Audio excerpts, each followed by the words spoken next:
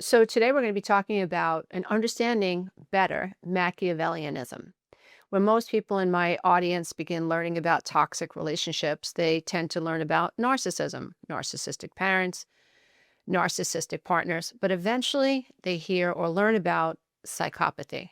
But there is a third personality style that flies completely under the radar. And in many ways, it may be the most difficult one for a codependent person to recognize, and is called Machiavellianism. If you haven't heard of it, stay tuned and listen up. If you've never heard that term before, I don't want you to freak out about it. You don't have to worry because most people haven't. But once you understand it, a lot of what has been confusing you in relationships is going to suddenly make sense. Because while narcissists want admiration and psychopaths often seek dominance or stimulation, the Machiavellian, well, they're primarily focused on one thing, and that is advantage. They want leverage. They want influence. They want to seep into the recesses of your mind because they want a particular outcome. They're looking for a positioning. Imagine you as a chessboard. They want control of the chessboard, and they are willing to manipulate people quietly and for the long run to get there. And one of the reasons that a codependent person is going to struggle to spot the Machiavellian personality is because they don't always look toxic. They are highly composed. They are highly strategic. They can be highly successful, and they're not always dramatic. They're not always puffing out their chest. They're not always explosive. They don't always appear domineering. They're not always attention-seeking.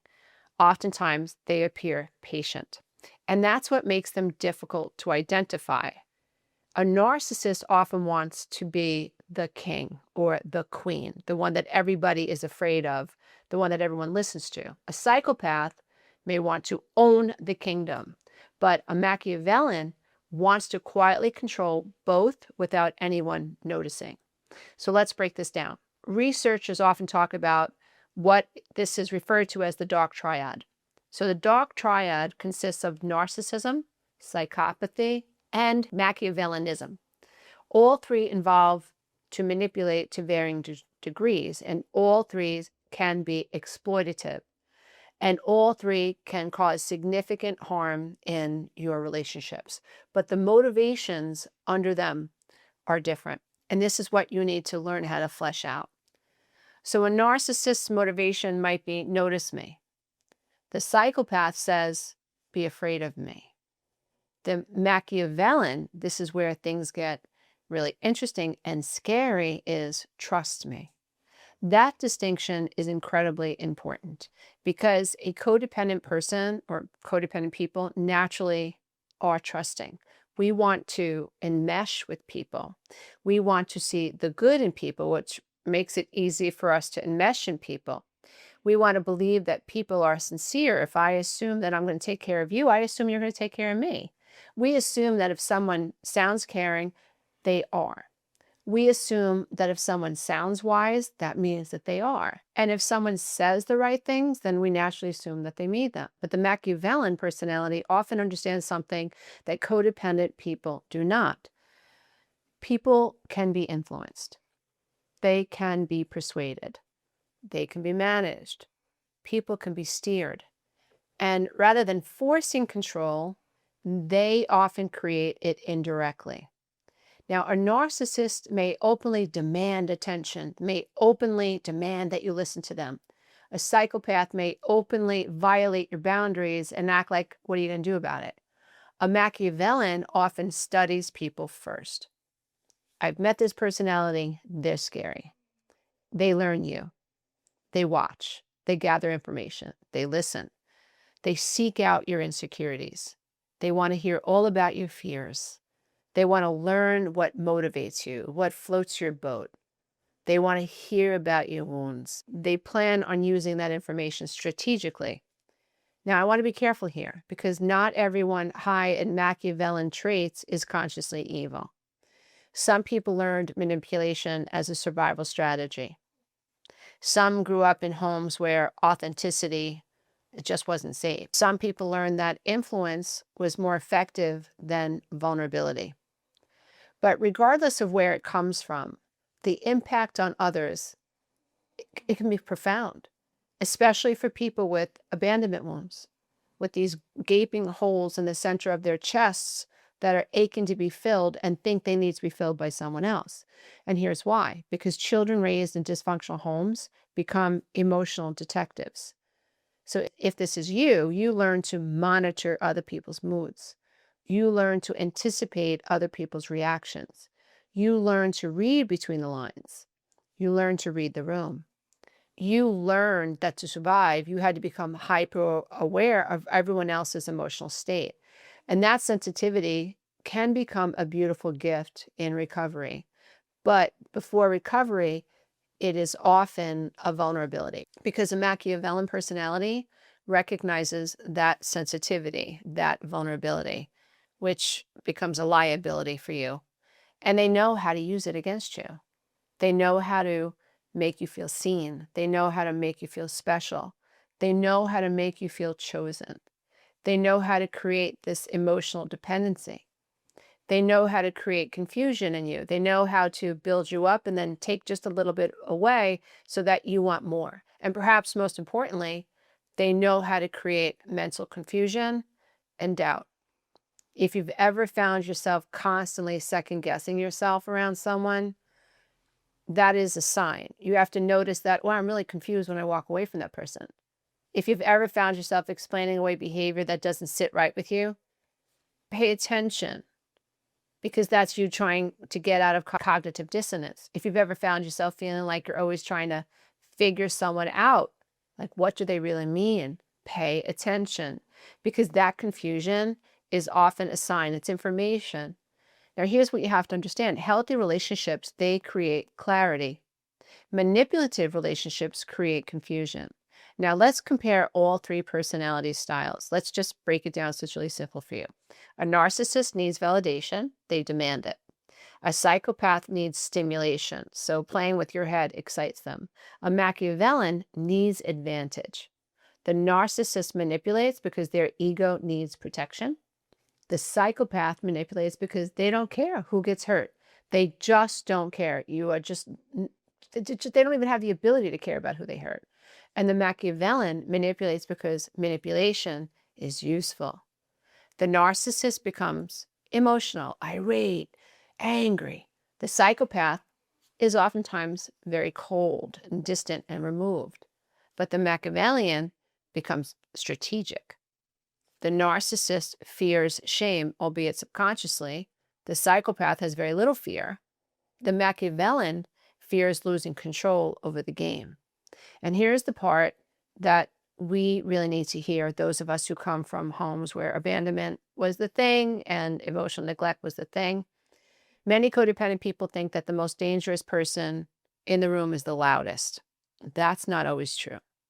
Sometimes the most dangerous person is the calmest one, the one who never raises their voice, the one who appears reasonable, the one who seems like they're listening to you, the one who always has an explanation, the one who somehow never seems responsible. Even if you feel like they've caused a problem, somehow they slip out of it. You never even associate them with the problem. The person who manages to get ahead, the one who keeps everyone focused on each other while they quietly maintain control of the circus. Those personalities can be extraordinarily difficult for trauma survivors to recognize because they don't fit our stereotype of toxic people. They often on the outside look very competent, very capable, and very successful. They can even seem helpful. They can seem generous. But generosity is generally transactional. They're giving to you so that you trust them, so that they can use your trust strategically. So their helpfulness, again, it's strategic. Their kindness is calculated. And this is where living above the veil becomes absolutely essential, because below the veil, you're focused on intention. Above the veil, you're focused on patterns. You can see patterns. Below the veil, you're listening to words. But above the veil, you're observing their behavior. And this takes time to flesh out. Below the veil, you're asking yourself things like, what do they mean? And above the veil, you're asking, what do they consistently do? You're looking for patterns. And that shift can change everything for someone who comes from a dysfunctional home, because Machiavellian personalities often survive on one thing, the assumption that no one is paying attention. But once you begin observing patterns, the illusion starts to crack. You begin noticing how information has been used against you. You begin noticing subtle signs of manipulation. You begin noticing maybe they're trying to separate you from your children or you from your friends. You begin noticing the guilt induction, but it's very subtle. It's not loud with like with a narcissist. You begin noticing the triangulation, very subtle, very sneaky. You begin noticing that what appeared authentic may actually be strategic. Recovery is truly about becoming more conscious. And the goal is not to stop trusting people. The goal is to stop abandoning yourself, and the goal is to start trusting your instincts. The goal is not to assume that everyone is manipulative. The goal is to understand and learn discernment, to trust those little observations, to trust those little hints from your nervous system, to trust that, I don't know what's going on here, but it doesn't feel right. To trust the reality that's showing up in your body, because when you heal abandonment wounds, something miraculous and beautiful begins to happen. You stop needing people to be who you hope they might be. You start listening to the little hints from your body that say, oh, maybe this isn't right. You become willing to see people as they actually are. And from that place, manipulation begins to lose its power. And it's not because that other person disappears and they stop trying to manipulate you. It's because you finally do. You step off the chessboard. You see the game. Once you see the game, you can decide to no longer play the game. The game can no longer control you. And this is really important, that you understand that a narcissist wants you to listen to them. They want admiration. Psychopaths want complete domination, and they don't fear anything really. And then Machiavellian manipulates to process the advantage they can have over you. And this is a way that you, as a codependent or someone who's struggling with abandonment wounds and trying to develop discernment, you can start processing how you feel about the people in your life more consciously. So you have to ask yourself, in my lifetime, do I or have I ever met, have I been raised by a narcissist, someone who's either covert or vulnerable narcissist that is very dramatic, sensitive to criticism, and makes me wrong about everything, and who struggles with shame that they refuse to acknowledge? Have I been manipulated by that person? Am I still being manipulated by that person? Have I ever been introduced to a psychopath who really doesn't really care how their actions, literally there is no care. Like, I don't care. Like, I'm not even going to have a reaction to me hurting you if I'm a psychopath. Or have you danced with a Machiavellian, where this person is pulling you in and luring you in and learning all about you with an advantage in mind? I once dated someone like this years and years and years and years and years ago, thank the Lord. And what hurt me the most, or what scared me the most actually, was learning that this person was learning me, that this person had a goal. I owned a home, and he was looking for a way to get that home out from underneath me.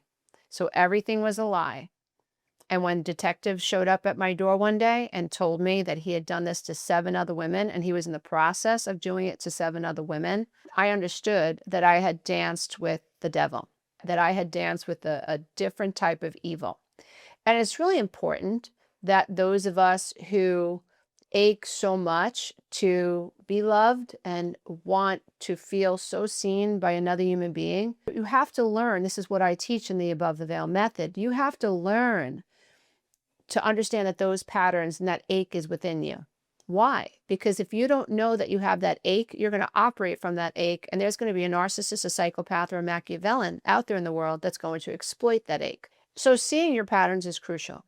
And then once you see the pattern, you have to learn to fill up that void within you. You have to learn to love yourself so that you no longer need someone else to see you, to the point where you're looking for this other person to come into your world and complete you. That's a bunch of romantic hogwash. There's nothing wrong with romance, but that particular thought process is hogwash. And many a female and many of a man have fallen prey to a Machiavellian or a psychopath or a narcissist who made them feel seen, and have ended up in a trauma-bonded situation in which the person who made you feel seen, actually this became a drug to you. And then what they do is they pull it away just a little bit, and that intensifies your craving for that person's drug, which is their attention, their kind words, their silver tongue, all of that. You become addicted to it. And now you're afraid to lose it. You see, that's the addictive cycle. So you might not be addicted to heroin. You might not be addicted to cocaine. But a Machiavellian, a narcissist, or a psychopath is going to use your wounds against you, which is why I stay in this space. I want to reach people who have these wounds so they can identify them, so that they can learn to fill them inside their own self, so that they become less and less likely to be drawn in by a very toxic, sick, and sometimes evil personality. This is the way, dear one, above the veil. I so hope that this has been useful. Dear one, you are enough. As I bow to the love and light that is absolutely in you. Even if you can't see it or feel it, there's a light inside of you. And the more you learn about this stuff, the more you clear out these patterns that have kept you stuck, the less energy that these negative patterns have over you, and the more likely it is that you are going to ascend and start attracting healthier relationships into your life. Namaste, everybody. Bye for now.